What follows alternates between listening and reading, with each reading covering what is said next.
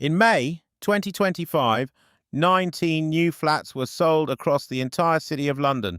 Not 19 per borough, 19 in the whole city, one of the most densely populated, economically significant capitals on the planet.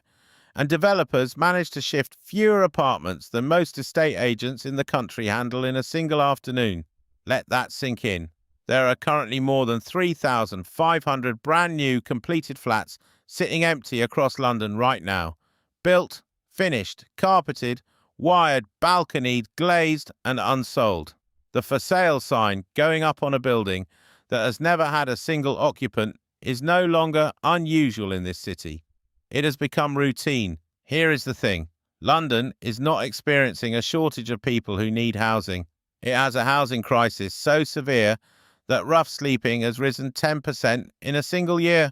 Rents for a one-bed flat in Zone 2 hit £2,500 a month in 2025. There are more than 4,000 people sleeping on the streets of this city on any given night, and yet nobody wants to buy a London flat. Not investors, not first-time buyers, not landlords. According to research house Molia, demand for new housing has, in their words, all but disappeared.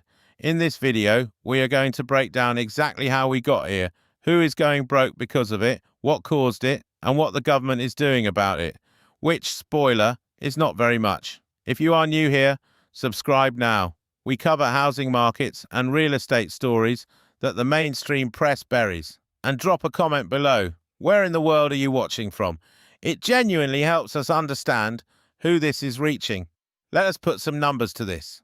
Yeah, because the numbers are extraordinary. According to Molia, the London Residential Development Research House, just 3,946 new private homes were sold across the capital in the first 6 months of 2025. That is down 30% on the same period in 2024, which was already bad. Sales rates for new London homes have fallen from over 25,000 per year in 2015 to 11,650 in 2024, and 2025 is tracking the same. Here is the measure that really shows you how broken the market is. In a healthy London new build market, sales in any given year typically run at roughly 97% of completions. Right now, that figure is 54%, meaning nearly half of everything finished is sitting unsold. At the end of June 2025, there were more than 3,500 complete and unsold units in the capital, the second highest on record. But it is not just buyers who have walked away. Our investors have too. Sales of new London homes to investors are down 90% since 2014, according to Savills. 90%.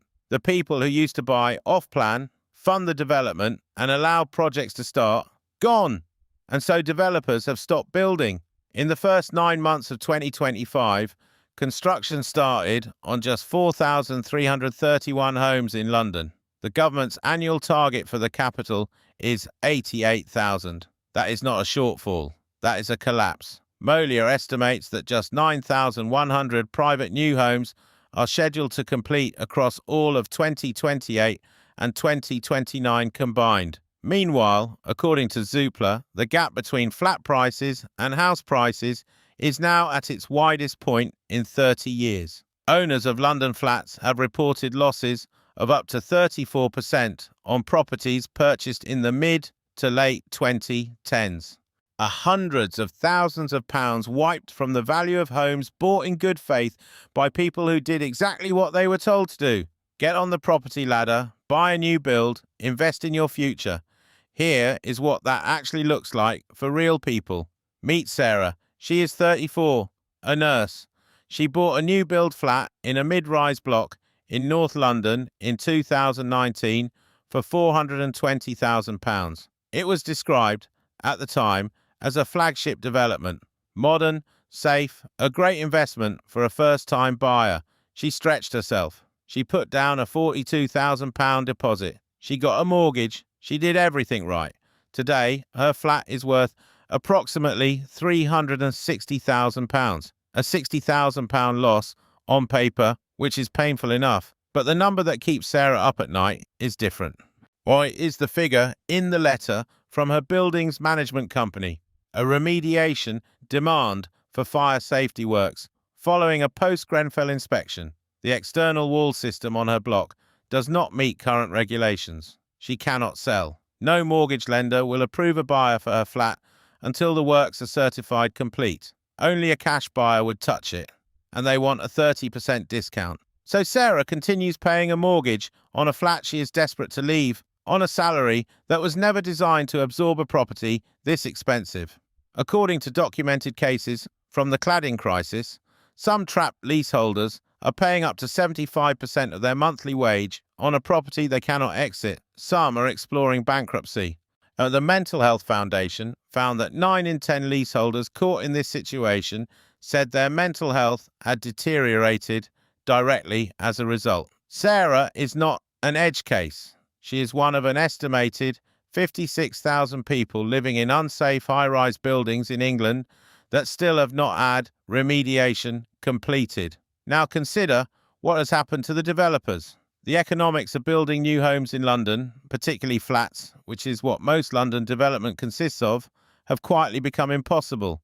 Build costs in London have risen steeply since 2021. According to Savills, between 2025 and 2029, tender price inflation in London is expected to rise by 27%, while house prices are only projected to grow by 15%. That gap does not self-correct. It means developers who build today are building at a loss. And that is before you add in Sadiq Khan's mayoral requirement that over a third of new housing be sold at a discount for affordable provision, a policy that, whatever its social merits, requires cross-subsidization from private sales that simply no longer exists. The investors who used to provide that cross-subsidy, buying off-plan, funding construction, have been driven out by a decade of tax changes, regulatory uncertainty, and a market that no longer reliably produces returns. Sales of new London homes to investors are down 90% since 2014. The engine that funded new supply has been turned off, and nobody has replaced it. Then there is Marcus.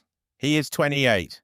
He rents a one-bedroom flat in Zone 3 for £1,650 a month, which is considered cheap by 2025 London standards because the average one bed in Zone 2 now runs £2,500 per month, up 8% from 2024 alone. Marcus has been saving for a deposit since he was 23. He watched the government's Help to Buy scheme, the equity loan that helped first-time buyers get onto the ladder, expire in 2023 without a replacement. He watched mortgage rates go from 0.1% in 2021 to over 5% in 2024. He watched stamp duty thresholds drop in April 2025, adding roughly £7,000 to average purchase costs overnight. The prices have dropped. He watched that too. But here is the catch. The drop in prices has been almost exactly cancelled out by the rise in mortgage costs. A buyer on Marcus's income can afford meaningfully less flat today than they could in 2021. Even though flat prices have fallen, he cannot buy. There is something almost perfectly cruel about that arithmetic. Prices fall, affordability does not improve, and the flats sit empty. And if you have made it this far, hit subscribe. It is completely free, and it genuinely helps us keep making these. We are halfway through, and it gets worse from here. There is no single thing that broke London's flat market. It is a pile-up. 5 things, roughly in order of how long they have been building. The first, and in some ways the most devastating, is the cladding crisis. On June the 14th, 2017, the Grenfell Tower fire killed 72 people. What followed was the discovery that vast numbers of residential buildings across England had been clad in similarly combustible materials, in violation of building regulations that had been quietly loosened under successive deregulation drives since the 1980s. By July 2024, the government identified 4,662 buildings with life-critical fire safety hazards. Well, remediation had been started or completed on only 2,299 of them, nearly half untouched. The consequences for the flat market are direct and brutal. Mortgage lenders will not approve loans on buildings with unresolved fire safety issues. Estate agents increasingly refuse to list them. One agent was quoted saying he would rather not take it on. It is just blocking my window. The only buyers willing to touch cladded flats are cash buyers demanding a 30% discount. And the National Audit Office estimates it will take 10 years and £17 billion to fully resolve the crisis. Until then, tens of thousands of people are trapped. The second cause is the leasehold system, arguably the most archaic property ownership structure in the developed world. When you buy a flat in England, in most cases you do not own it. You own a lease, a time-limited right to occupy, typically for 99 or 125 years. The actual building is owned by a freeholder who can charge you ground rent, service charges, and management fees with limited accountability. Ground rents have been written into some leases to double every 10 to 15 years, increases so steep that mortgage lenders refuse to approve loans on them. According to Zoopla, by early 2025, the gap between flat values and house values was at its widest in 30 years. A Leasehold and Freehold Reform Act was passed in 2024. It has not yet been brought into force, bogged down in a judicial review brought by major freeholders who are fighting it. Flat buyers know all of this, and so they are not buying flats. The third cause is stamp duty. In April 2025, the stamp duty threshold for first-time buyers was halved. Our average purchase costs went up by approximately £7,000 overnight. In a market where buyers are already stretched to breaking point, that is not a rounding error. That is a deal breaker. The fourth is mortgages.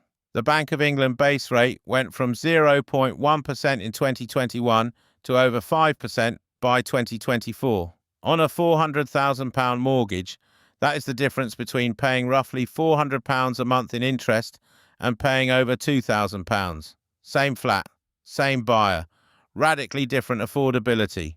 Help to Buy, which covered roughly 27% of new build sales in London over its lifetime, ended in 2023. Nothing replaced it. The fifth cause is the regulatory environment for developers, which has effectively made building new flats in London financially unviable. Post-Grenfell, the Building Safety Act introduced new approval gateways for residential towers, meaning the building safety regulator must sign off at multiple stages of construction. In a market where time is money, delays compound costs on buildings that are already margin negative. London-specific design standards add an estimated 11% to build costs compared to equivalent schemes outside the GLA boundary. Community infrastructure, levy, mayoral CYL, carbon offset levies, and the upcoming building safety levy all mount further costs onto schemes that have no margin left to absorb them. The result? Developers are not building. And when developers do not build, the future supply crisis writes itself. Keir Starmer's government came to power in July 2024, with housing at the centre of its agenda. The numbers were supposed to speak for themselves. 1.5 million new homes across the UK over 5 years. For London specifically, Mayor Sadiq Khan had pledged 176,000 homes over 2 years. The rhetoric was about urgency, about delivering, about fixing a broken system. Here is what is actually happening. In 2024, London completed 32,000 homes. The annual requirement to meet government targets is 88,000. That is a 64% shortfall. According to Molia, only 6% of Khan's 2-year pledge will be built. Construction starts for 2025 are on track to be the lowest since the aftermath of the 2008 global financial crisis. The government's response to the cladding crisis has been to announce that all unsafe cladding will be remediated by 2030 for buildings above 11 metres. The NAO says it will take 10 years and £17 billion. The government has to date pledged £5 billion. The gap between the pledge and the requirement is not a funding gap. It is a canyon. Meanwhile, Khan's affordable housing mandate requiring over a third of new units to be sold at a discount, was introduced to address inequality in access to housing. The problem is that it made the economics of private development unworkable because those discounted units require cross-subsidy from market rate sales that buyers are no longer making. The policy that was meant to open the market has helped close it. The Building Safety Levy, designed to fund remediation by taxing new development, adds yet another cost layer to the new build economics that are already in the red. Every individual policy has a rationale. As a combined system, they have produced a market where nobody builds, nobody buys, and the people who already bought cannot leave. Here is where this goes from three directions. In the worst case, the numbers already written into the construction pipeline play out. Molia estimates 9,100 private new homes will complete in London across all of 2028 and 2029 combined, against a stated need of 176,000 in that period. Supply collapses. Rents continue rising from already record levels. The 56,000 people in unsafe buildings remain there. Marcus still cannot buy. Sarah still cannot sell. And a new generation of young Londoners faces the same two choices the previous generation faced: pay rents that consume most of their income, or leave. In the best case, mortgage rates fall meaningfully. Sub 4% fixed rates, which have already begun to reappear, bring some buyers back. Price sensitivity eases. Developers who pause schemes restart them. But cladding does not get fixed by lower interest rates. Leasehold does not disappear because the base rate dropped. The structural problems behind this crisis are not monetary. They are legal, regulatory, and political. Cheaper borrowing patches the surface. It does not repair the foundation. The realistic scenario is a city that separates into two markets. In outer boroughs, Havering, Waltham Forest, Lewisham, houses are already hitting all-time price highs. Demand is real, supply is limited, and buyers want houses. In central London, in the mid-rise and high-rise flat market that 3 decades of policy pushed the city toward building, the stagnation continues. The for sale signs stay up, and the people who were sold the dream of owning a London flat are left living in the aftermath. Remember Sarah, still in her flat in North London, still paying her mortgage on a property worth £60,000 less than she paid, still waiting for the remediation to be certified, for a buyer to appear, for a system to produce an exit that doesn't bankrupt her. Still there. Multiply Sarah by 56,000. That is the documented number of people living in buildings with unresolved life-critical fire safety issues in England. And that is just one part of the crisis. There is something quietly devastating about a city that built hundreds of thousands of flats, sold them to people who needed homes, and then discovered it had made them impossible to live in, impossible to sell, and impossible to leave. London did not run out of apartments. It ran out of reasons to want one. If this video told you something you did not know, subscribe and share it. These are the stories that get buried under the housing targets and the press conferences. We will keep covering them. And let me know in the comments, do you own a flat in London right now? Are you trying to buy one? I want to hear what this market looks like from where you're sitting.